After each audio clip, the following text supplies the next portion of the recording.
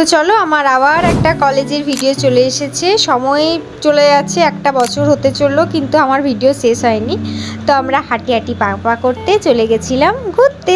আমাদের কলেজ ছিল মর্নিংয়ে, তো সেই জন্য সকাল সকাল গিয়ে আমাদের দুজনের প্রচণ্ড খিদে পেয়ে যায়। কি করা যায়, কি খাবো, চারিদিকে খোঁজ খবর লাগিয়ে জানতে পারলাম যে আমাদের কলেজের সামনাসামনি খুব একটা কিছু খাবার পাওয়া যায় না পেট ভরার মতন।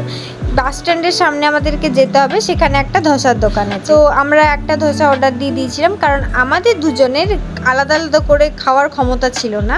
কলেজে আমরা যখনই খেতে গেছি একসাথে, তো তখন আমি আর পূর্বা সব সময় আলাদা আলাদা নিইনি, একটাতেই আমাদের হয়ে গেছে একটা প্লেটের খাবারই। তো তারপর আমরা চলে গেছিলাম আসানসোল পুস্তকালয়ে। আমাদের একটা বইয়ের দরকার ছিল, মানে আমাদের দরকার ছিল না, দরকারটা ছিল তো ভাইয়ের। তো আমি গেছিলাম পূর্বা আর আমি মিলে। তো গিয়ে পরে একটু নিজেদেরকে দেখিয়ে নিলাম। তারপর প্রচণ্ড গরম থাকার কারণে আমরা চলে আসি এখানে একটু এসির হাওয়া খেতে।